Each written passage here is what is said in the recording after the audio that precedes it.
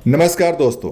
कर्नाटक में कई दिनों से जारी राजनीतिक कथा पर पटाक्षेप हो चुका है। जी हां दोस्तों, कर्नाटक में पिछले 4-5 दिनों से चल रहे नाटक का समाधान हो गया और कांग्रेस के लिए बहुत बड़ी चुनौती बन चुकी थी नेतृत्व को लेकर के, लेकिन इसका बहुत ही आसानी से कांग्रेस ने समाधान निकाल लिया है। लेकिन क्या आपको पता है कि मौजूदा संकट के हल के लिए कांग्रेस में कौन जिम्मेदार है, यानी कि किनकी वजह से कांग्रेस इस मौजूदा संकट से बाहर निकल पाई? तो आज हम आपको बताने वाले हैं जो सीएम फॉर्मूला पर सहमति बनी है उसके पीछे पर्दे की कहानी क्या है। जी हां दोस्तों, दरअसल चुनाव में जीत के बाद जब कांग्रेस पार्टी सत्ता में वापस आने के लिए तैयार हुई तो उनके सामने सबसे बड़ी समस्या थी मुख्यमंत्री पद पर एक कैंडिडेट के चुनाव को लेकर के, क्योंकि दो दावेदार सामने आ रहे थे, एक सिद्धारमैया और दूसरा डीके शिवकुमार। डीके शिवकुमार का दावा भी कमजोर नहीं था और ना ही कांग्रेस पार्टी उनकी उपेक्षा कर सकती थी, क्योंकि कांग्रेस पार्टी के अध्यक्ष रहते डीके शिवकुमार ने विपरीत परिस्थितियों में कांग्रेस पार्टी को उबारा था और सत्ता तक पहुंचाया था। ऐसे में कांग्रेस के सामने सबसे बड़ा संकट ये था कि दोनों में से, यानी सिद्धारमैया और डीके शिवकुमार में से किसे मुख्यमंत्री का पद दिया जाए ताकि कांग्रेस पार्टी में अंदरूनी कलह भी ना हो सके। तो दोस्तों, आपको यह भी बता दें कि डीके शिवकुमार पहले तो उप मुख्यमंत्री पद के लिए तैयार नहीं थे, लेकिन बाद में अब जब फाइनल हो चुका है तो इस पर मान चुके हैं। लेकिन एक बात और भी है कि इस दौरान डीके शिवकुमार ने कभी भी ऐसा कोई बयान नहीं दिया जिससे पार्टी को मुसीबत में या पार्टी संकट में घिरती नजर आ रही थी। वह हमेशा कांग्रेस पार्टी के साथ खड़े रहे। उन्होंने यहाँ तक कहा कि मैं पीठ में छुरा घोंपने वाला नहीं हूँ। अब हम आपको बताते हैं कि यह जो फॉर्मूला बनकर सामने आया और जिस पर डीके शिवकुमार और सिद्धारमैया के बीच में सहमति बन गई, उसके पीछे माजरा क्या है।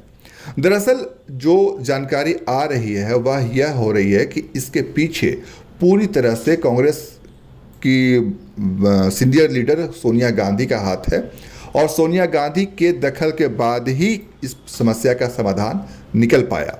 डीके शिवकुमार से पूछा गया था कि आप उप मुख्यमंत्री का पद स्वीकार कर लिया, क्या कहेंगे? तो उन्होंने मुस्कुराते हुए जवाब दिया था कि अगर आला कमान का निर्देश मिलता है तो मैं स्वीकार कर लूंगा।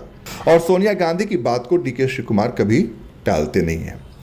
जब पार्टी में यह कलह, यानी कि संकट बढ़ता चला गया कि अब कौन मुख्यमंत्री बनेगा और कौन नहीं बन पाएगा, तो उसके बाद पार्टी के लोगों ने इसे सोनिया गांधी तक मामले को पहुंचाया। अब सोनिया गांधी ने शिव कुमार से कहा, जो सूत्रों के हवाले से जानकारी सामने और मीडिया रिपोर्ट्स के आधार पर जानकारी सामने आ रही है, उसके मुताबिक सोनिया गांधी ने शिव कुमार से कहा कि कांग्रेस पार्टी अभी भारी संकट के दौर से गुजर रही है और उन्होंने शिव कुमार से रिक्वेस्ट किया कि आप कांग्रेस पार्टी की समस्या को और नहीं बढ़ाइए, कृपया आप मान जाइए और बाकी सब कुछ आप मुझ पर छोड़ दीजिए।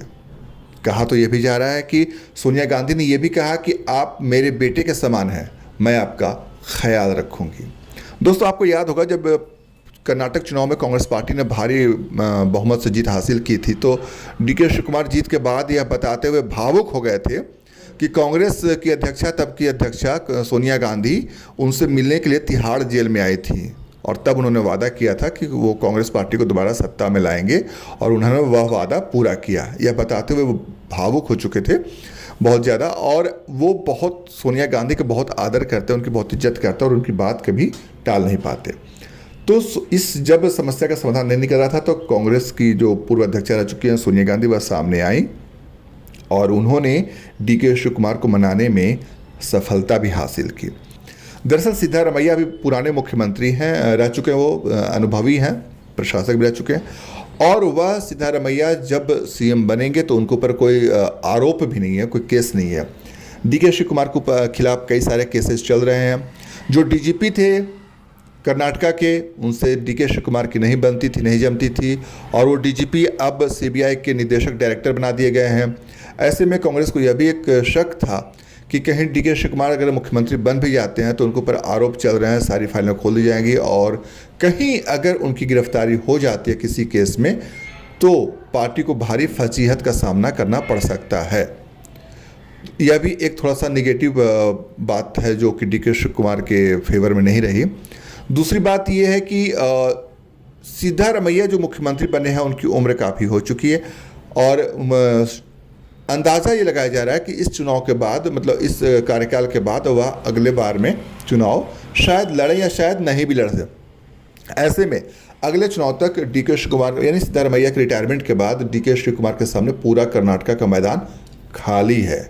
तो डीके शिवकुमार के लिए यह बात भी अच्छी हो जा सकती है आगे की राजनीति के लिहाज से। अब सभी की नजरें शपथ ग्रहण समारोह में है, जहां पर एक तरह से विपक्ष का शक्ति प्रदर्शन ही होगा शपथ ग्रहण समारोह। इसमें विपक्ष के तमाम नेता पहुंचेंगे, हालांकि उसमें से भी कुछ विपक्ष के नेताओं को निमंत्रण नहीं दिया गया है।